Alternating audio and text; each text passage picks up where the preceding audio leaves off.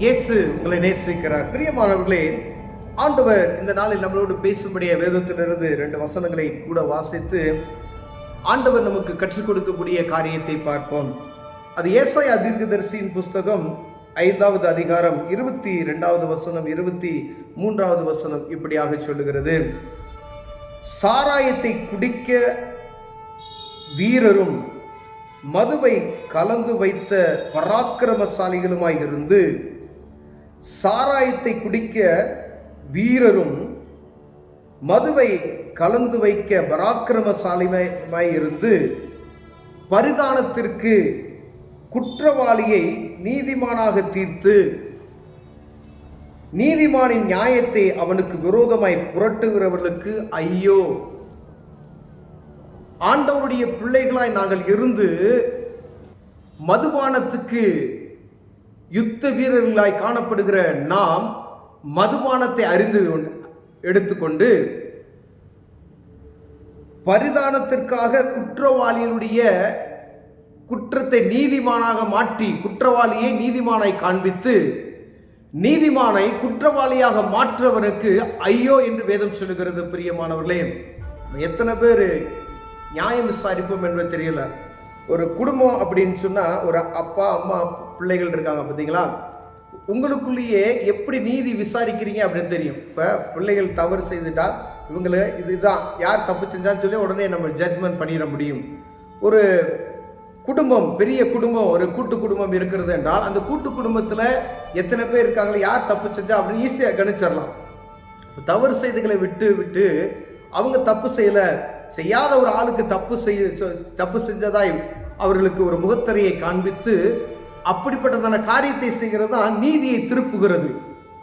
நீதிமானை குற்றவாளியாகவும் குற்றவாளியை நீதிமானாகவும் காண்பிக்கிற ஒரு காரியத்தை வேதம் எழுதி வைத்திருக்கிறது. இது எது நிமித்தமாய் வரும் என்றால் மதுபானத்தை அறிந்து கொண்டு, பராக்கிரமசாலி என்று போட்டு இருக்கிறது. மதுபானத்தை அறிந்து கொண்டு, பராக்கிரமசாலினா யுத்த வீரர்களையும் ஆண்டவர் இதில் எழுதி வைத்திருக்கிறார், ராஜாக்களையும் எழுதி வைத்திருக்கிறார். அப்ப ஜட்ஜ் சொல்ற ஒரு தீர்ப்பு சொல்லுகிறவர்களே ஆண்டவர் இந்த இடத்துல எழுதி வைத்திருக்கிறது நான் பார்க்கப்படுகிறது. பிரியமானவர்களே, அப்ப ஒரு குற்றவாளியை நீதிமான ஆக்குவதற்கு நாம் பிரயாசப்படக்கூடாது. அவங்க குற்றவாளினா குற்றவாளி, அவ்வளவுதான், அதோட முடிச்சுக்கிறது. ஒருவேளை நீங்க கொடுக்கக்கூடிய தண்டனை குறைவாக இருக்கலாம், அது தவறல்ல. ஆனால் குற்றவாளியை நீதிமானை போல நீ வெளிப்படுத்தி விட்டு ஒரு நீதிமானை குற்றவாளியாக்கி கூண்டில் அடைக்கக்கூடிய ஒரு காரியத்துக்கு ஆண்டவர் எழுதி வைத்திருக்கிற காரியம் பாருங்க.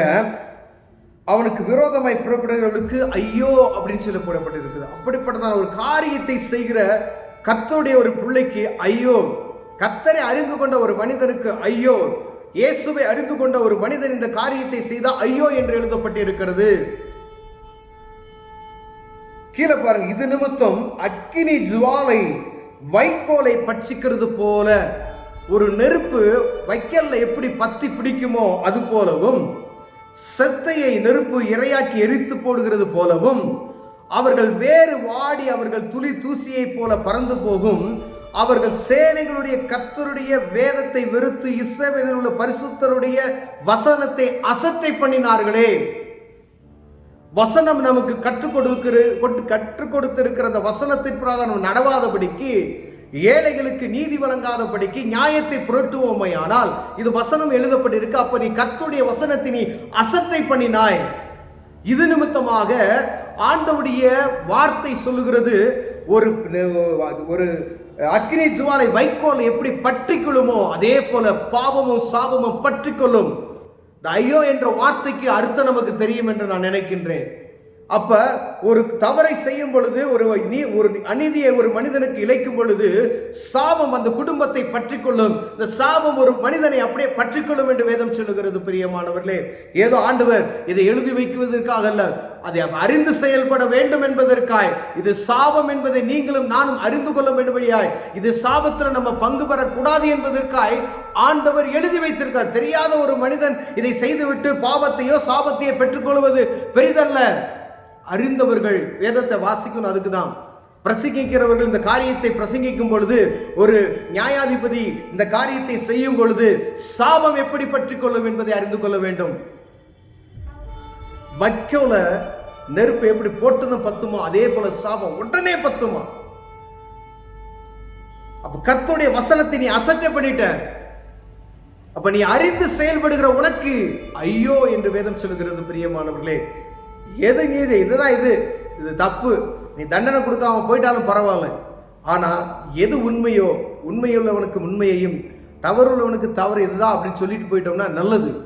கர்த்தருடைய பிள்ளைகள், நீங்க எந்த இடத்துல ஒரு நியாயசாஸ்திரியா நிக்கிறீங்களோ, ஒரு வீடா இருந்தாலும் சரி, ஒரு குடும்பமா இருந்தாலும் சரி, ஒரு சபையா இருந்தாலும் சரி, ஒரு கவுன்சிலரா இருந்தாலும் சரி, அதற்கு மேலான அதிகாரிகளா இருந்தாலும் சரி, ஒரு 100 பேருக்கு அதிபதியா இருந்தாலும் சரி, 1000 பேருக்கு அதிபதியா இருந்தாலும் சரி, நீங்க தேசத்துக்கு அதிபதியா இருந்தாலும் சரி, இல்ல நாட்டுக்கு அதிபதியா இருந்தாலும் சரி, ஆண்டவர் சொல்லுகிற வார்த்தையை கர்த்தருடைய பிள்ளைகள் அசட்டை பண்ணாதபடிக்கு அவர் சத்தத்துக்கு செவி கொடுப்போமேயானால் உங்களை உயர்த்த வல்லமையுள்ளவராய் இருக்கிறார். பிரியமானவர்களே, ஒருவேளை அசதியா இருப்போமேயானால் சாபம் பற்றி கொள்ளும் என்று வேதம் சொல்லுகிறது.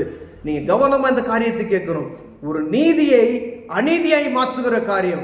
ஒரு உதாரணத்துக்கு ஒரு சிறிய காரியத்தை சொல்லுகிறேன் பாருங்க.